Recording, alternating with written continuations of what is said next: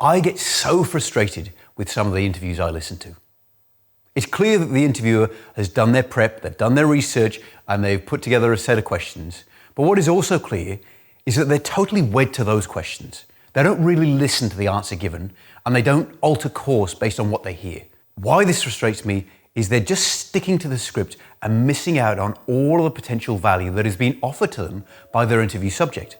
And these people are some of the most important and interesting people on the planet. So what I'm hoping for today is to look at a few ideas that will help you become a far better conversational partner and a far better questioner.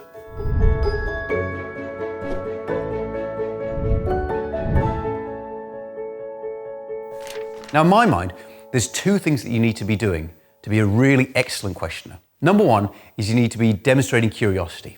And this is a mental shift. And number two, there's a skill attached to it. And if you have one without the other, you really can't be as effective as if you have both in combination. So let's break them down. Number one, curiosity. How can you really cultivate your curiosity? Well, curiosity is most often challenged when you walk into conversations with a set of assumptions. And if we're truthful, I think we all do this from time to time. One of the best techniques I've come across here is this notion of a beginner's mind.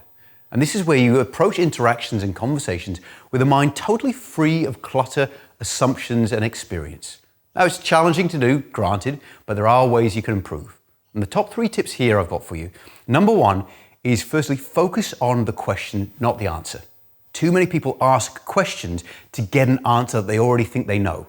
So focus on just the question, not the answer. Number 2 is shift your attitude from what can I say to what can I learn? Go into these interactions really with a focus on what is it that you can find out from this interaction. And tip 3, pause.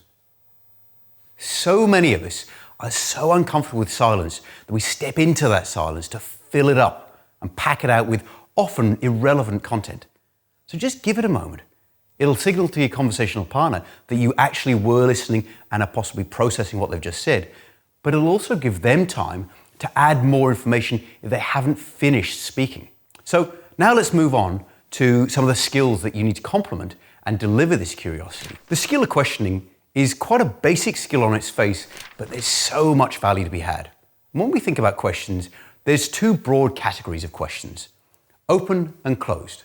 Now, most people are familiar with this separation, but I think it's really important to define exactly what I mean by open and closed questions. So starting with closed questions. Closed questions are those questions that seek to elicit very specific or limited information. Most people think of closed questions as those questions that only elicit a yes or a no or a one-word answer.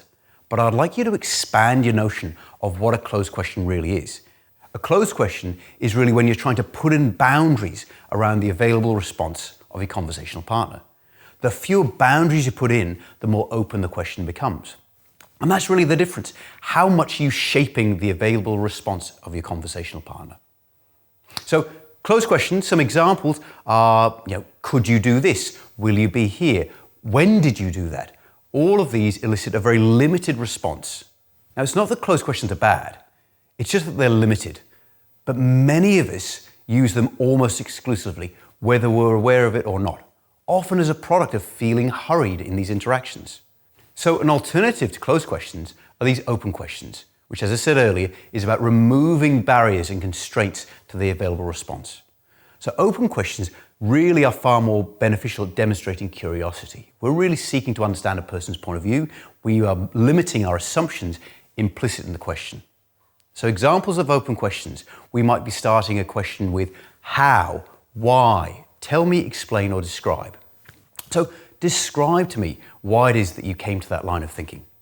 Can you tell me how you put that presentation together and what it was that made it so impactful?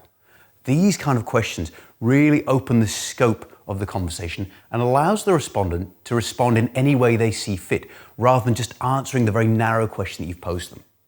Another variant on questions is this notion of probing questions or follow-up questions. This class of questions that can be either closed or open, but they rely on the previous answer to formulate the next question. It's essentially double-clicking on the answer you've just received. So you might ask someone how their day has been, and they might talk to you about the traffic they've been sitting in and the sale they just made. And then you might talk about the sale. So you might go, oh, well, tell me a little bit more about that sale. So tell me, open question, double-clicking on an element of their response. That is a fantastic way to get far more information rather than just going off a prescribed script. So I've gone through closed questions, open questions, and follow-up questions. No questions are necessarily bad, but it's about how do we craft and shape our questions in a way that makes our conversations effective. And we can use good questions to obviously gain information, but build trust and relationships really rapidly. But only if we really deliberately craft our questions will we do that second one. So I encourage you, have a think about how you can develop your curious mindset, beginner's mind, the tips I gave you earlier, and how can you cultivate those skills around questioning, being these closed, open, and follow-up questions. So in the words of Voltaire, judge a person not by their answers, but by their questions. What questions will you ask?